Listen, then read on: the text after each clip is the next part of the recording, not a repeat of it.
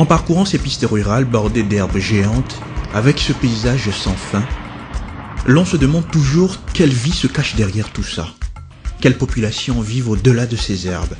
Comment elles vivent et de quoi est fait leur quotidien?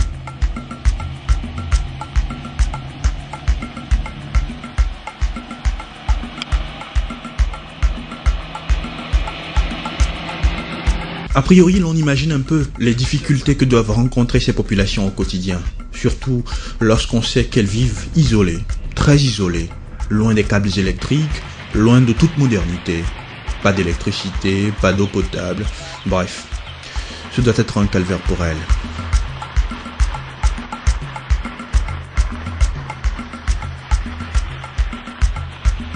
L'impression générale que l'on a également est que ces populations sont comme vouées à leur propre sort. Et tout ce qui leur reste généralement, ce sont les messages d'espoir que les plus âgés transmettent aux plus petits, et c'est ainsi de génération en génération. Mais il y a des communautés dont le quotidien peut parfois surprendre. C'est l'exemple de Gafé Diatikpo, un petit coin perdu dans la préfecture de Zio, à environ 80 km au nord-ouest de Lomé. Ce petit village possède quelque chose qui fait renaître l'espoir d'un lendemain meilleur. L'énergie électrique. Pas de l'énergie électrique avec des câbles, des poteaux électriques. Non, je n'en vois pas.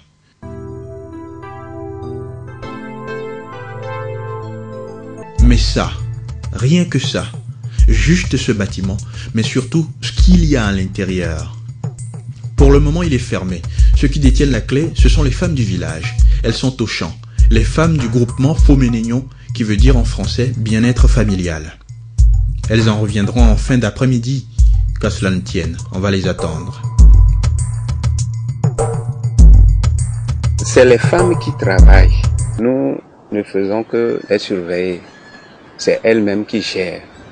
Il y a 2 caissières, une trésorière, une présidente. C'est le comité là qui gère la plateforme multifonctionnelle. Plateforme multifonctionnelle, c'est bien cette structure qui révolutionne depuis quelque temps la vie des habitants de Diatikpo, et tout particulièrement des membres du groupement Foménénion. Cette structure est en cours d'installation dans une vingtaine de villages au Togo, à la faveur d'un projet piloté par le ministère du Développement La Base, projet inspiré de l'expérience réussie du Burkina Faso.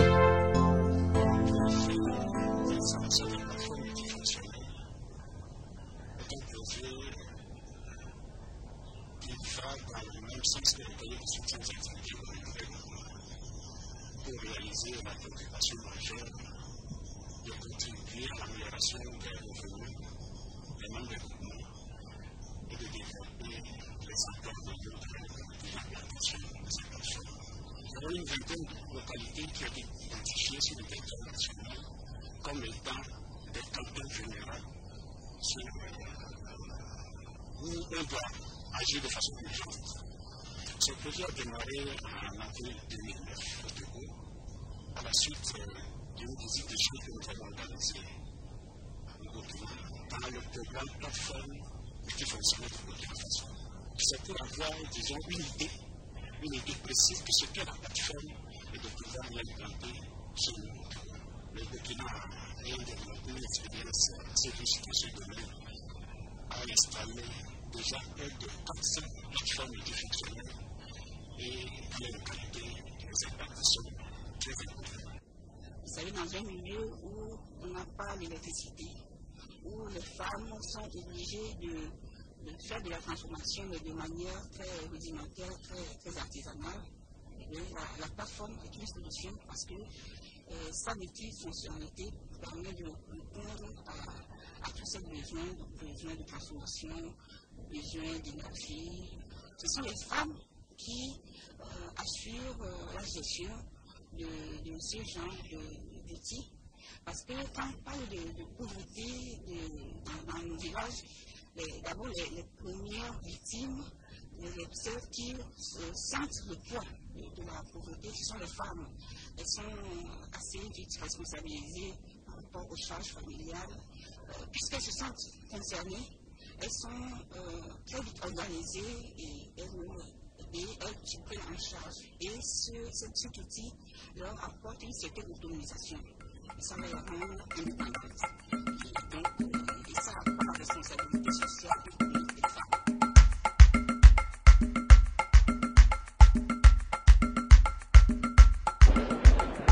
La Moni. Bonjour. Bonjour. Comment allez-vous? Très bien, merci. D'accord. Je vois que vous êtes occupé à préparer les noix de palme. En effet, Comment ça se passe?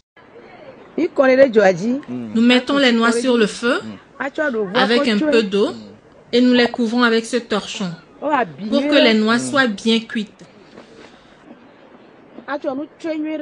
Ensuite, nous attisons le feu et ça cuit comme il faut. Et après, nous l'enlevons du feu et nous l'étalons. Je peux souffler un peu?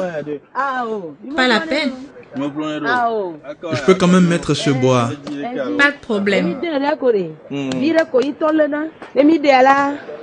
Et voici le mortier qui nous sert après à piler les noix pendant de longues heures. Mais maintenant, nous ne pilons plus. Je peux essayer également un peu pour voir comment c'est. Mais oui, je vous donne quelques noix tout de suite. Vous voyez, nous avons pilé jusqu'à ce que le pilon que vous tenez en main ne se fende. Prends celui-ci. Pile bien, hein? Pile fort. Je vais y verser un peu d'eau. Ok.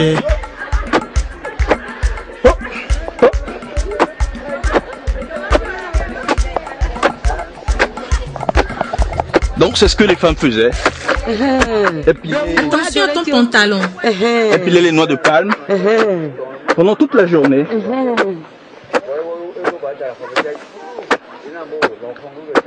Jusqu'à ce que ça soit bien malaxé. Je vous assure que c'est un exercice. 30 plats, 20 plats, 30 plats. 30 plats. En une journée? Mais oui, c'est ce que nous faisons pour vivre. Juste vous les femmes? Oui, les hommes ne nous aident pas. On commence à piler très tôt le matin.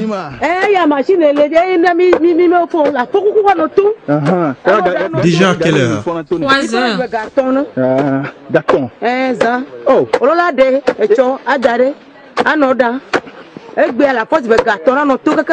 Et vous finissez à quelle heure?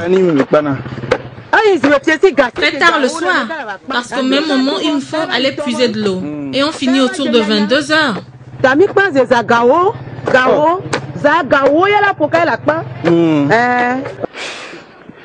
Si cela me fatigue autant moi un homme, j'imagine la peine de ces femmes.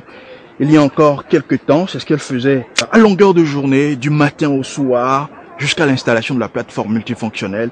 Et donc c'est quelque chose qui vient les soulager énormément. Avec l'arrivée de la plateforme, beaucoup de choses ont changé. Quoi par exemple? Bon, auparavant, il n'y avait pas du moulin dans le milieu. Et les femmes se déplacent pour faire la farine du maïs. Elles faisaient la queue au départ. Et elles transforment difficilement les noix de palme. Elles font difficilement l'huile rouge. Mais avec l'arrivée de la plateforme, elles transforment rapidement l'huile rouge. On n'avait pas le concasseur et les noix de palme là, elles le concassent un à un. Mais avec l'arrivée de cette plateforme, en rien de temps, on a beaucoup de noix de palme concassées, et ce qui fait vite transformer l'huile de noix de palme.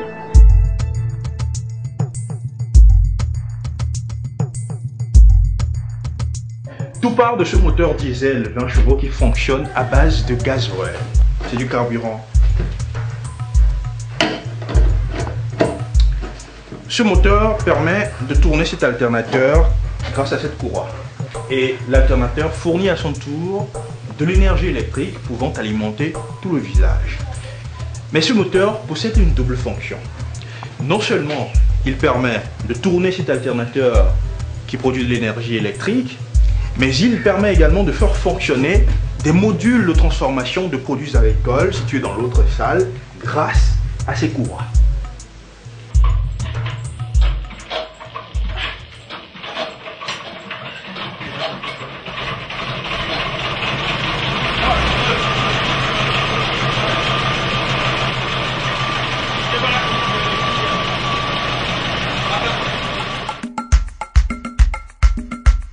Et selon les besoins exprimés par la communauté du Gatipo, nous avons ici une malaxeuse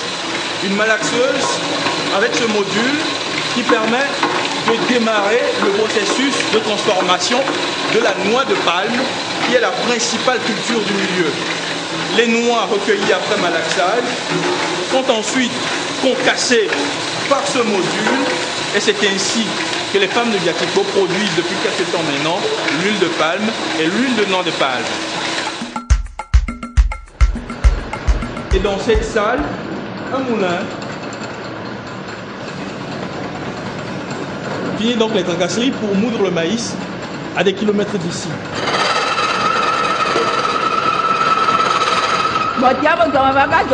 Ce moulin est un grand soulagement pour nous. Avant, nous allions très loin pour moudre le maïs. Mais maintenant, tout est à portée de main et nous avons très vite de la farine pour préparer. C'est une grande joie pour nous.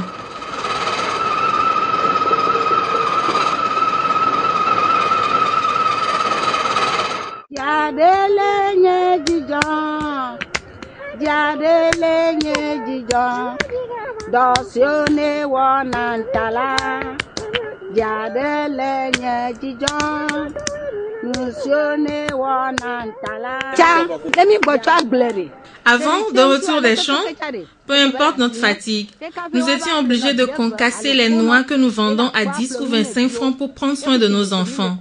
Et subitement, nous avons un moulin. Et donc, plus question de concasser manuellement. Désormais, nous prenons juste ce panier rempli de noix que nous allons verser dans la machine. Et du coup, nos revenus augmentent. Et nous sommes très très contentes. Nous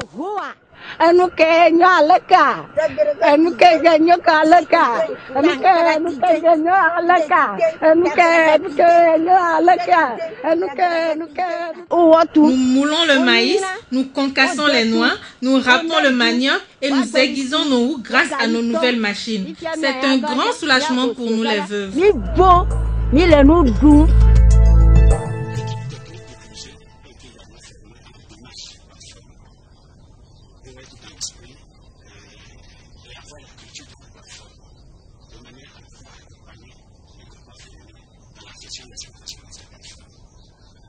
Il y a également les artisans qui sont un maillon important dans le processus de mise en place de la plateforme.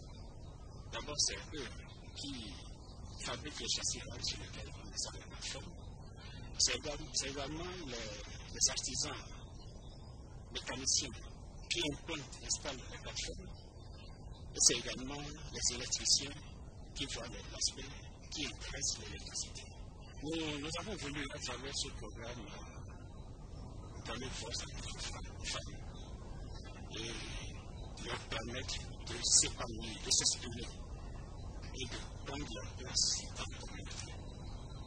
C'est pourquoi on a cette particularité de mise sur la formation des comités féminines. Depuis l'alternateur de la plateforme multifonctionnelle, des câbles électriques ont été tirés et passés dans le sol, comme ça, jusqu'à ce forage. Et comme nous le voyons, il ne s'agit pas d'un forage à motricité humaine, mais d'un forage qui fonctionne à base d'électricité grâce à un suppresseur qui permet de pomper l'eau de ce forage vers une citerne située au-delà de cette bananerette. L'objectif étant non seulement de décharger les femmes de Gatipo de la corvée d'eau quotidienne,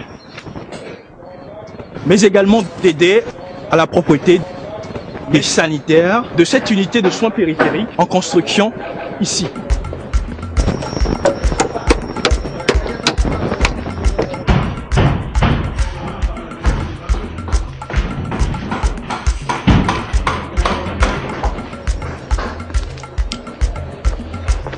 unité de soins périphériques sera alimentée toujours par l'alternateur de la plateforme multifonctionnelle, alternateur qui servira également à alimenter les logements du personnel soignant.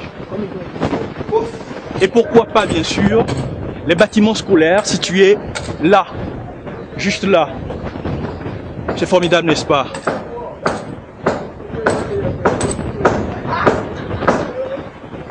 La plateforme est une version avancée du PSAED. Le PSAED, c'est le projet de soutien aux activités économiques des groupements.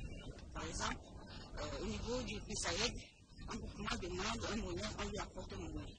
Par contre, la plateforme, ça va au-delà d'un monnaie, puisqu'elle permet non seulement d'apporter le monnaie ou transformer, mais elle permet à l'artisan de faire sa charge de batterie, ou alors ça peut être un poste de soudure, ça peut apporter de l'électricité à une unité de soins périphérique, ou bien l'électricité à un bâtiment scolaire. Et donc nous pensons que c'est la version améliorée du PSAED qui responsabilise les femmes davantage et qui est une réponse durable à la question de la pauvreté, parce que ça prend en compte la pauvreté humaine, monétaire et énergétique.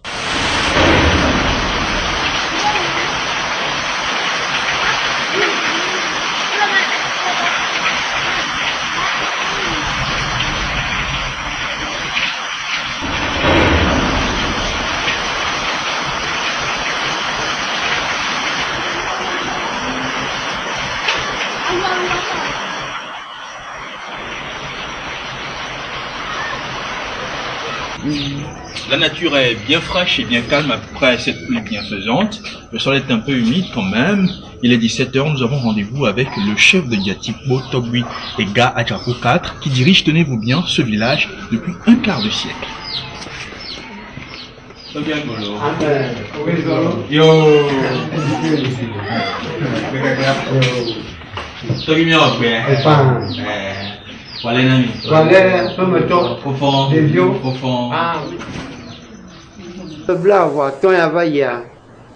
Ça fait au moins 25 ans qu'on n'avait pas vu de pareils moulins dans le village. Nous allions à Pédi où il y a un vieux moulin à maïs et une meule.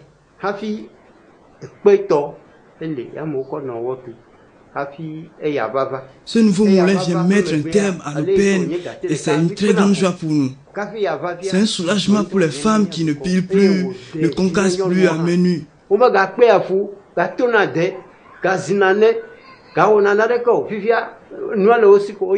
Tout est désormais facile pour elle. Vraiment, c'est trop bon. Nous avons désormais de l'électricité. Nous aiguisons désormais nos coucous en quelques minutes seulement.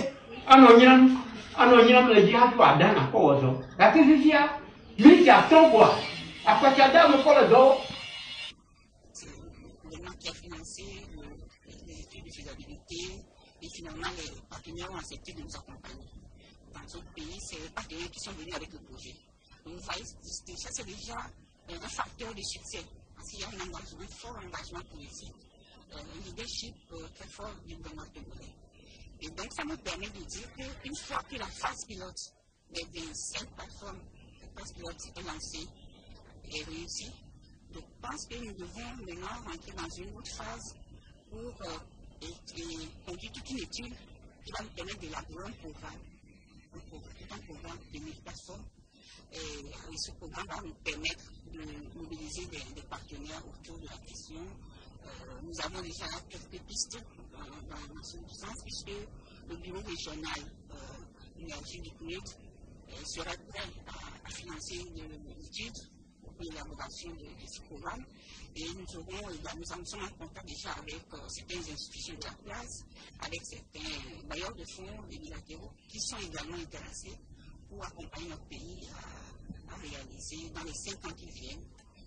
Mais de toute façon, si on sait que dans notre pays, nous avons 3500, 4000 villages, et ça une plateforme, je crois qu'on aura réglé une bonne partie des questions énergétiques. Et on va contribuer à la création d'emplois ruraux et on va également contribuer à augmenter les revenus des communautés vulnérables de notre pays.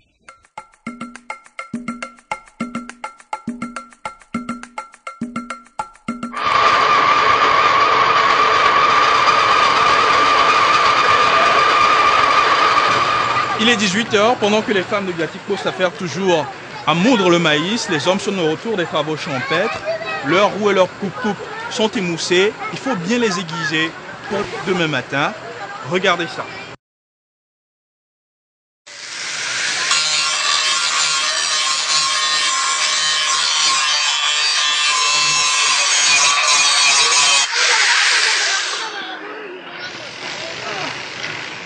Et en quelques minutes, voilà ce que ça donne. Une houe bien tranchante qui va servir demain dans les champs.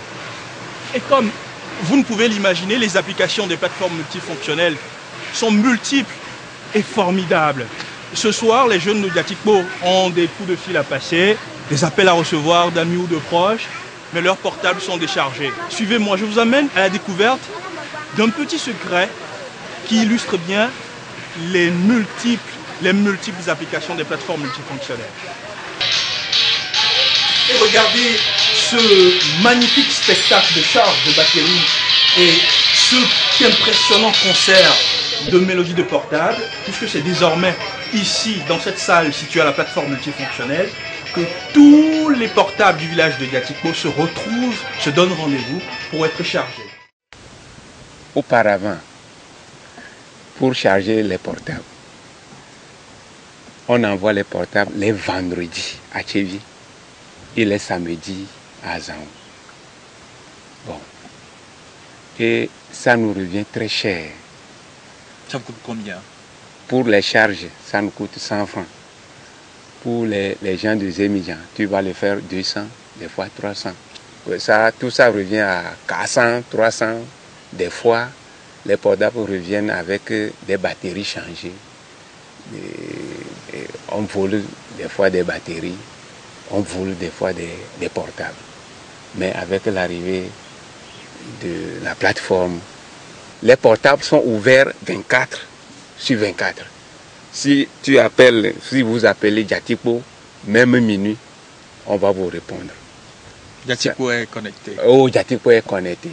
Gatiko est parmi dans les grands réseaux maintenant.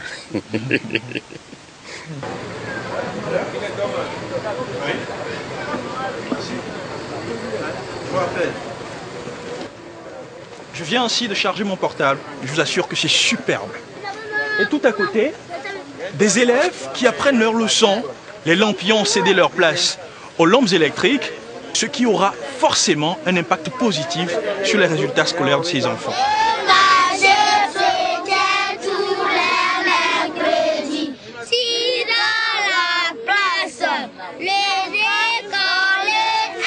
La plateforme est devenue un véritable pôle d'attraction pour les habitants de Gatiko. Après une journée de dur labeur, hommes, enfants, jeunes, vieillards, tous se retrouvent devant un poste téléviseur à l'entrée de la plateforme, le plus souvent les week-ends. Au programme ce soir, un film Ibo, visiblement très prisé par la foule. La majorité découvre la télévision pour la première fois.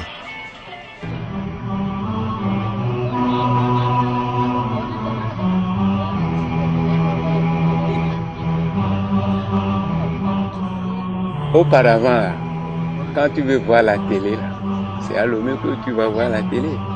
Mais aujourd'hui, à Gatiko ici, là, on voit la télé, on fait les films le soir, déjà à 19h, 20h comme ça.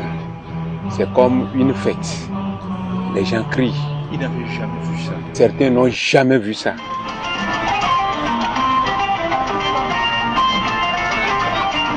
Quand ils voient les images, là, ils ne veulent pas partir. Quand vous leur dites que c'est fini, mes chers amis, bon, pour aujourd'hui, là, c'est fini. Demain, vous allez revenir, ils vont crier sur toi. C'est toute une joie. Ils ne veulent pas partir. Ils veulent rester toujours, regarder les images, regarder les matchs de football, regarder les vedettes chanter. Ça a transformé notre vie quotidienne, quoi.